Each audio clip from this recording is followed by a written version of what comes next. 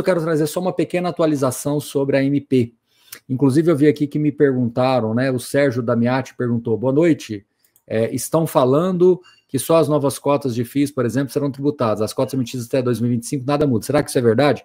Sérgio, se você olhar a nossa live aqui que eu fiz essa semana, vocês vão perceber que eu falei exatamente que esse era um ponto cinzento, né? A imprensa divulgou aí nessas últimas horas, dizendo que parece que teve alguma declaração do ministro ou do governo como um todo, né? Não sei se é do ministro, mas do governo, dizendo que é exatamente isso mesmo. Eu falei na minha live dizendo que essa era a minha interpretação também, só que eu tinha dúvidas com relação à parte técnica, como é que isso funcionaria no campo técnico. Por exemplo, se você tem cotas de um fundo, né, um HGLG 11, e aí ele vai fazer uma nova emissão de cotas, ele vai criar uma nova classe, ou seja, vai ter o HGLG, sei lá, 22, e aí nesse HGLG 22, que são cotas emitidas depois, né, de 2025, depois de 2026, aí elas serão tributadas nos 5%. Então isso realmente fica uma zona cinzenta. O texto não fica plenamente claro, mas sim dá uma margem para interpretar dessa forma, tá bom? Pessoal, eu não vou ficar falando de outras classes, né? Como é que vai ser a tributação do ETF, como é que vai ser a tributação da criptomoeda, porque foge um pouco do meu escopo aqui, e como hoje eu estou sozinho, não estou com o Guilherme Almeida, com o próprio Sung, que também debruçaram sobre outras frentes, além de fundos imobiliários, tá bom?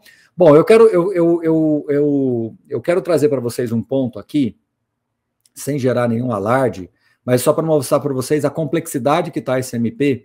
Eu vou compartilhar na tela para vocês nesse exato momento, só para a gente aqui bater um papo sobre isso, tá? Olha só. Esse ponto a gente não havia comentado lá na live dessa semana. Não sei se foi quarta, quinta-feira, não me lembro agora. Acho que foi ontem, foi quinta-feira. Então a gente comentou sobre o artigo 34, mas o parágrafo 6º diz o seguinte: a distribuição de rendimentos referida no caput deverá respeitar o limite de lucros apurados segundo o regime de competência.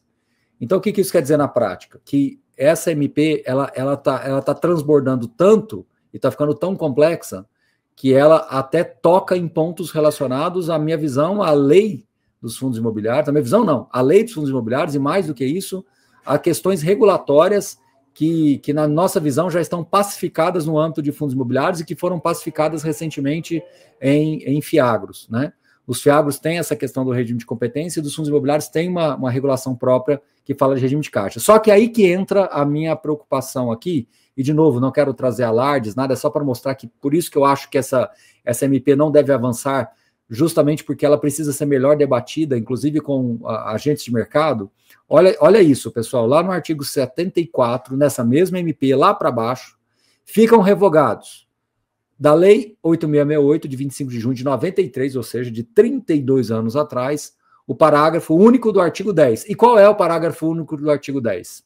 O fundo deverá distribuir a seus cotistas, no mínimo, 95% do lucro auferido, apurado segundo o regime de caixa, com base em balanço ou balancete semestral encerrado em 30 de junho e 31 de dezembro de cada ano. Ou seja, aquilo que a gente conhece, 95% do resultado caixa semestral tem que ser distribuído.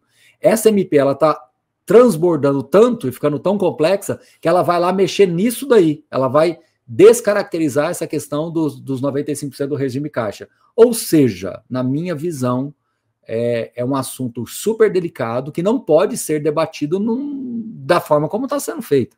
Muda completamente o entendimento de uma série de coisas, principalmente nos casos de fundos de recebíveis imobiliários. Tem toda uma complexidade ali que já foi pacificada em outras ocasiões, em outros momentos, e que já está pacificada, inclusive, recentemente com relação aos fiagros. Então, trazer isso agora da forma como está, na minha visão, é extremamente delicado. Então, mais um motivo pelo qual, na minha visão, não passa no Congresso, e ainda que vá se avançando, em algum momento a Câmara, o Senado, vai ter que discutir isso aqui com muito mais profundidade do que simplesmente da forma como está agora. Então, enfim, eu só quis trazer isso porque são coisas que às vezes a gente vai encontrando, e aí a gente conversa com advogados, a gente conversa com gestores, a gente conversa com outros investidores, a gente vai pegando percepções. Então, de ontem para hoje, esse foi um tema que surgiu aqui e eu queria trazer para vocês, né? Que a gente chegou só até o artigo 44, nesse artigo 6º, nesse parágrafo 6º, quando a gente leu, realmente nós entendemos o seguinte, olha, vai respeitar a questão do limite do segundo regime de competência. Tudo bem, você tem aquela questão da competência que já estava debatida, tudo bem. Mas lá para baixo a gente se deparou com esse artigo 74, que é onde complicaria a operacionalização de tudo isso aí a essa altura do campeonato. Baroni, o mercado deu uma reagida e você acha que o mercado começou a precificar essas questões? Na minha humilde opinião, o mercado reagiu um pouco porque tem uma coincidência de hoje ser dia do pagamento dos rendimentos, então aqueles investidores que, enfim, estão acreditando que isso não vai passar e que realmente são compradores recorrentes, eles simplesmente aproveitaram, né, que os preços estavam descontados e foram para cima, então isso traz sim um certo fluxo positivo, tá? É inegável que isso aconteceu. Mas, por outro lado, também eu acho que já tem algumas pessoas precificando que é muito difícil isso ser, eu diria assim, realmente concretizado no Congresso, né, da forma como está, e algumas outras pessoas indo por um outro caminho. Tá bom, ainda que for concretizado, me parece que vai ter uma preservação de estoque de cotas emitidas, e aí sim, ainda que se tenha assim, dificuldades operacionais, as cotas emitidas estão preservadas. Então o pessoal está precificando um cenário, isso tudo acaba, um cenário intermediário e um cenário otimista, entendeu? E eu acho que esse cenário intermediário e otimista, ele está ganhando cada vez mais força. O que seria o cenário otimista? Né? Você realmente, isso aqui não avançar em frente nenhuma. Mas um outro cenário, como eu falei no intermédio, ainda que avance, as cotas seriam preservadas, né?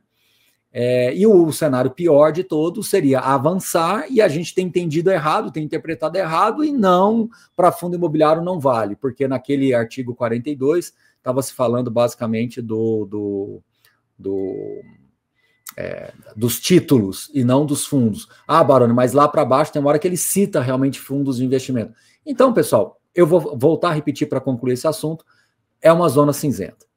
Esse ponto é uma zona cinzenta. Essa parte também do regime competência e caixa, não é só zona cinzenta, é um cinza escuro, quase que completamente obscuro, porque a essa altura do campeonato, no meio de uma MP de tributação, você colocar alguma coisa relacionada a regime caixa e competência de uma lei que foi criada há 32, 33 anos atrás, não me parece razoável uma discussão que não foi feita uma discussão com o mercado, não foi feita uma discussão com os administradores, com os gestores, ou seja, com os agentes de mercado, simplesmente você coloca algo desta forma, no meio do nada ali você vem com uma coisa como essa, sinceramente, acho pouco provável, tá bom?